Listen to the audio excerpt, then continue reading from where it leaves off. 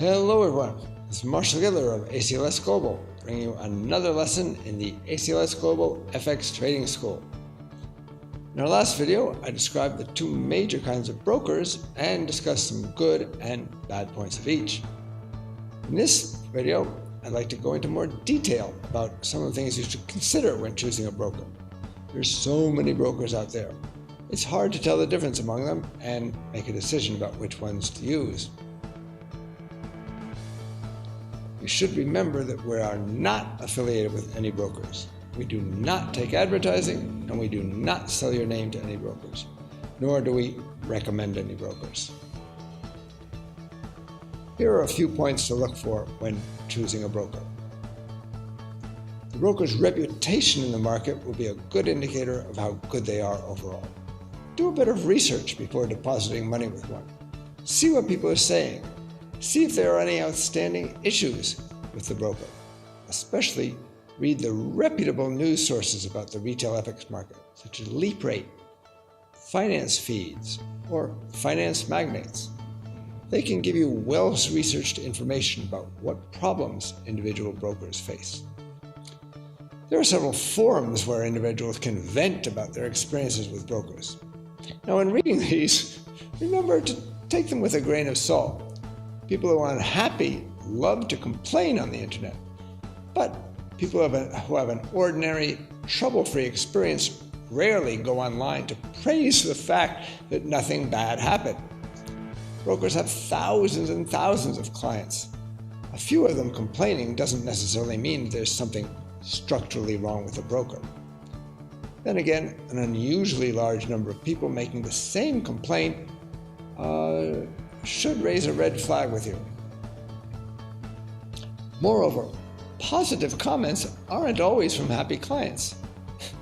Some unscrupulous brokers go so far as to plant posts in online forums rebutting complaints or saying that they've never encountered any such problem. There are even some fake brokerage review sites that are run by the brokers themselves. Finally, if a number of clients have gone so far as to take legal action, that indicates more than just the usual disagreement or disappointment. Most brokers are honest firms just trying to make an honest living. But be forewarned, not all of them are. The most important thing to look for in a broker is security. You're going to be depositing your hard-earned money with them, maybe several $1,000s. You don't want them to go bust or to have the management run off with your money. Of course, you can't audit every broker and see which ones are healthy and which ones aren't. For that, you have to rely upon the regulatory authorities. It's important, therefore, that you deal with a broker that is regulated in one of the major financial centers. You should check and see which country your prospective broker is registered in and which regulator is regulating it. The best is if it's regulated by one of the regulatory agencies in the major industrial countries, such as the US, the UK, Germany, Australia, or one like that. The regulators in these countries are well respected and responsive to complaints.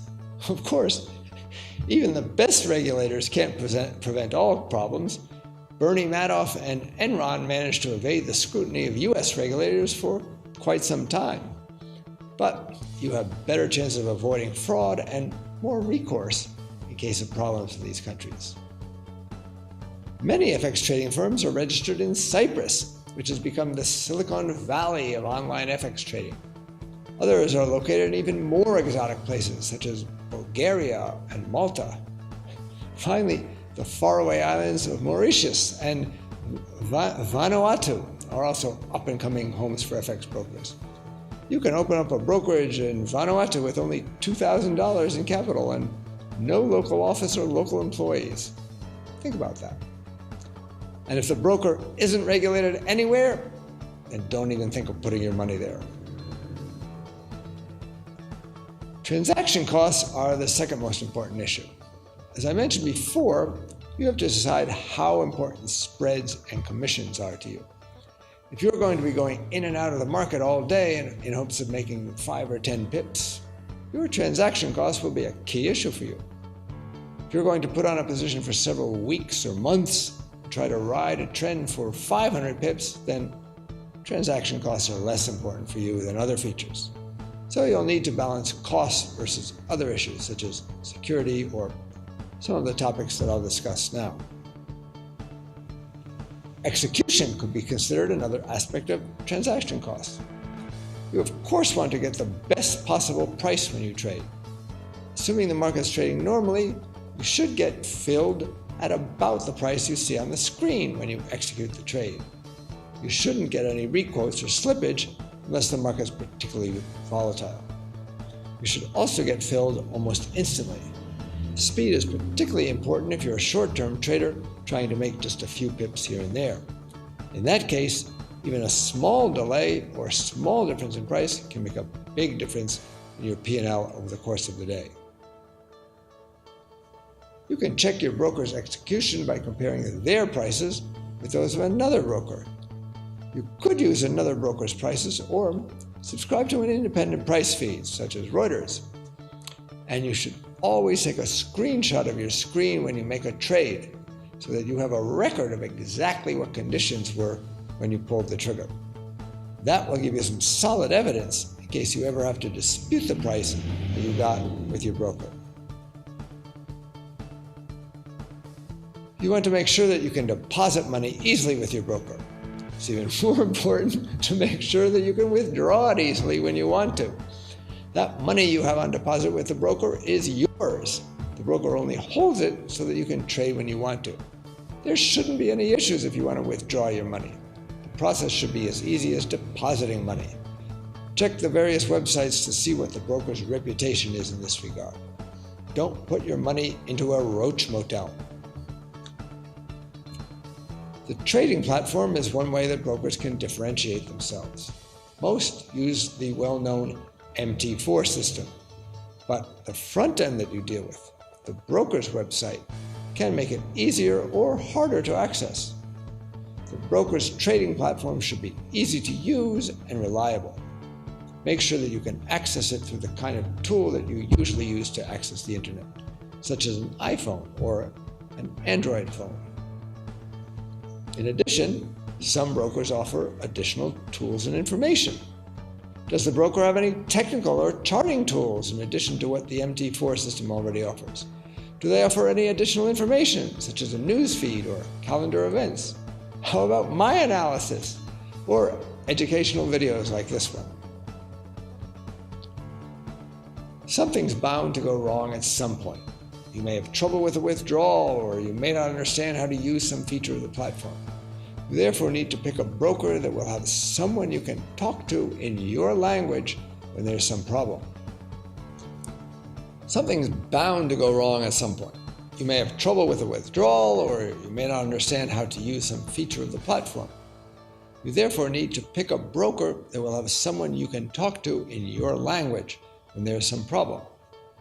Brokers may help you to get your account set up and help you to deposit money, but it's just as important that they be there to support you when you need to ask a question on some technical issue. Once you've narrowed down the field, you can give the finalists a test run by opening up demo accounts with them. It's free and it will give you a feel for how they operate, what amenities they provide, how easy it is to navigate them. Just remember, though, that the prices the brokers supply to their demo accounts aren't always the same as the ones they offer to deal at. So just because one firm's demo account seems to offer better execution than another doesn't necessarily mean that they will when you go live with that firm. In this video, I discuss some of the things you should consider before signing up with a broker. Their overall reputation is a good way to summarize the market's opinion of that firm. Foremost is security. If you can't trust them, stay away. Then transaction costs and execution are important. Deposits and withdrawals should be easy, and the trading platform should be competitive. And in case something does go wrong, the firm should offer customer service in bad times as well as good. Try out their demo account first to get a feel for how it would be to work with this broker. This is Marshall Giller of ACLS Global, bringing you another educational video. Trade FX with knowledge.